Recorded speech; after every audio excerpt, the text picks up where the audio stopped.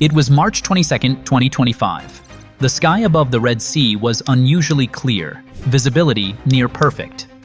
At around 28,000 feet, a U.S. Air Force F-16C Fighting Falcon from the 421st Fighter Squadron flew a standard patrol pattern along a corridor often used to monitor shipping lanes. Nothing seemed out of the ordinary, until the radar warning receiver lit up. A solid tone, radar lock. Within seconds, another ping. Then a missile launch warning. The pilot reacted instantly.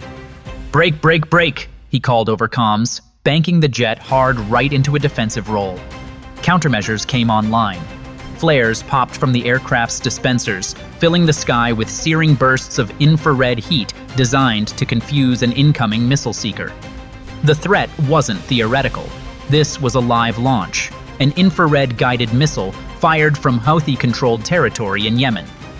The system was believed to be an Iranian-supplied version of the 9K-38 Igla, known locally as the MiSAG-2, a man-portable air defense system.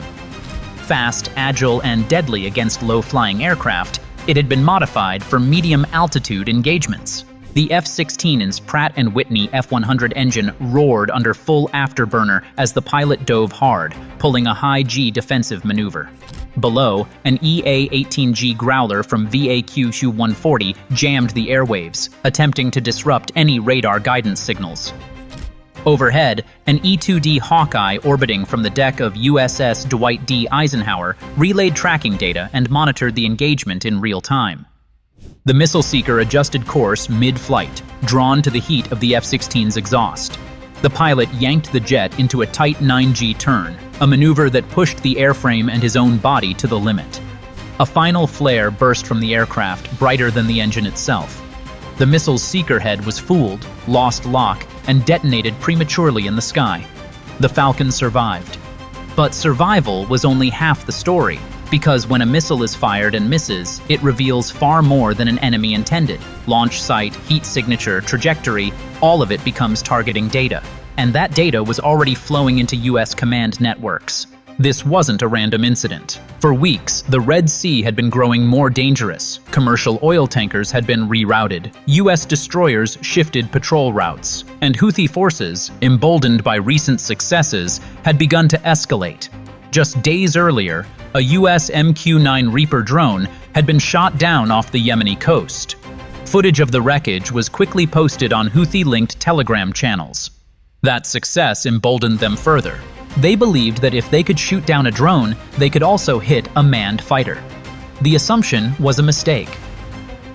Unlike drones, manned fighters operate within a broader ISR network, intelligence, surveillance, and reconnaissance assets working together. Every radar spike, every missile launch, becomes part of an integrated response picture. And on this night, the Houthis exposed themselves. The Pentagon had quietly shifted its rules of engagement in the region just weeks earlier. Any radar lock on a US aircraft would now be treated as hostile. Any missile launch would trigger an automatic response. That meant the Houthi launcher had sealed its own fate the moment it fired. Back aboard the Eisenhower, the pilot's defensive calls weren't just monitored, they were converted into precision targeting coordinates.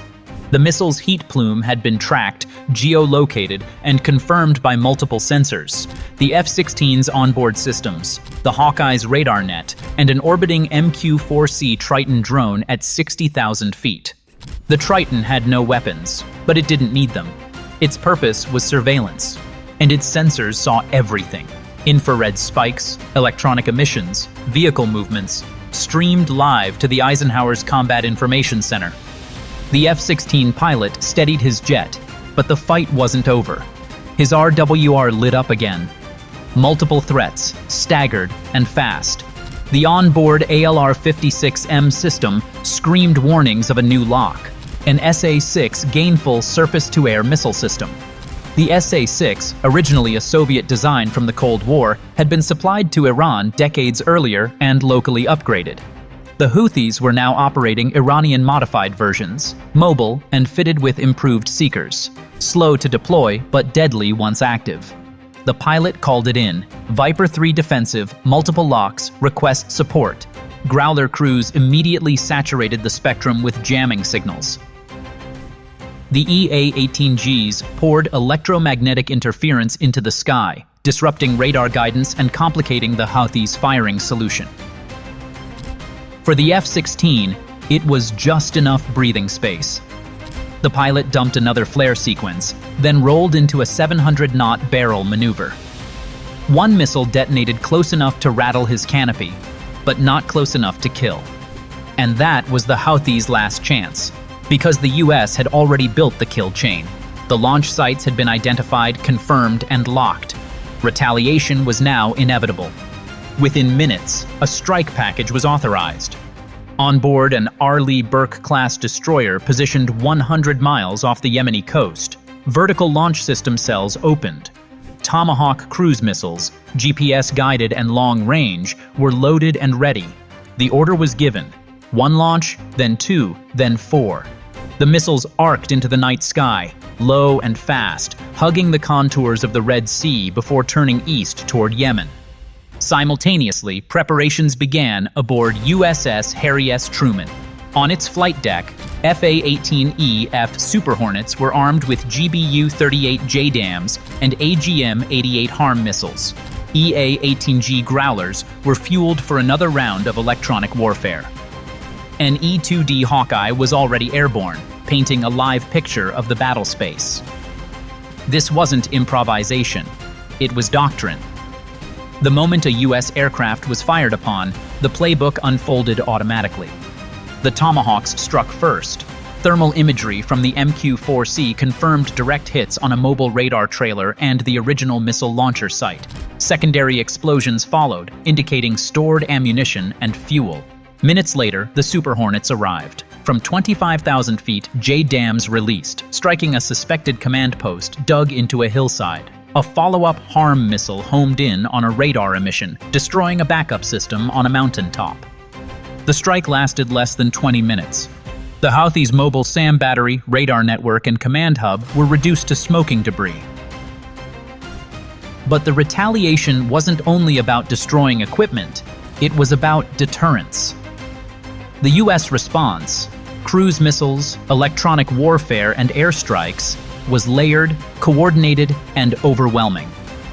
It demonstrated that firing a single missile at a U.S. aircraft triggers not just a defensive maneuver, but a full-spectrum counterattack.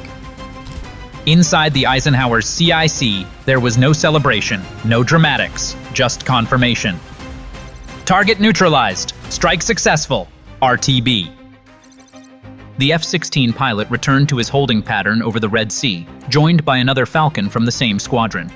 Over comms, the atmosphere was calm, procedural. The message had already been sent. In Navy terms, the retaliation sequence carried out that night is known as Package Bravo. It's not a warning shot. It's a systematic destruction of any system that dares fire on U.S. forces. It involves cruise missiles, electronic warfare, manned aircraft, and ISR drones all working together.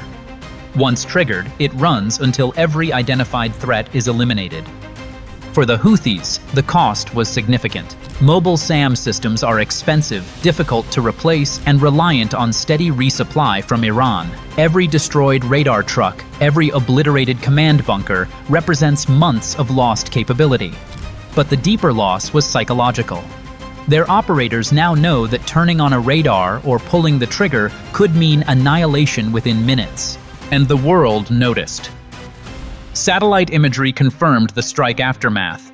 Independent analysts tracked U.S. Navy missile launches. The event made headlines across defense media outlets. And in capitals from Moscow to Beijing, planners took note. U.S. air power doesn't just defend, it punishes. In the days after, U.S. carriers increased their combat air patrol tempo. At least 2 armed fighters remained on station around the clock. ISR drones maintained continuous coverage of the Yemeni coast. Destroyers repositioned to tighten missile defense nets. The rules of engagement had been tested, and the response had set a precedent.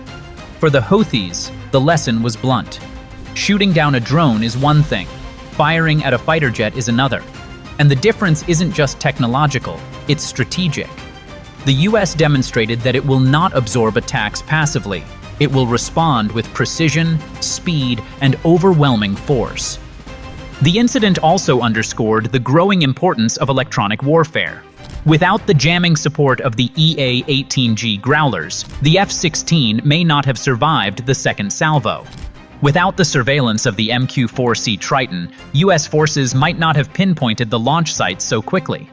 Modern air combat is no longer just about the aircraft and the missile. It's about the network that ties them all together. By the time the dust settled, the Red Sea airspace was quiet again. But the silence was different. It was enforced. Any future Houthi operator considering a launch would have to weigh not just the chance of hitting a target, but the near certainty of massive retaliation. The engagement lasted only minutes. The consequences will last far longer. So here's the question. If you were in command that night, would you have stopped after neutralizing the missile launcher? Or would you have extended the strike to wipe out every radar site along the coast? Drop your thoughts in the comments. We read every one. Until next time, stay sharp, stay safe, and remember, one missile can start an incident, but it's the response that defines the battlefield.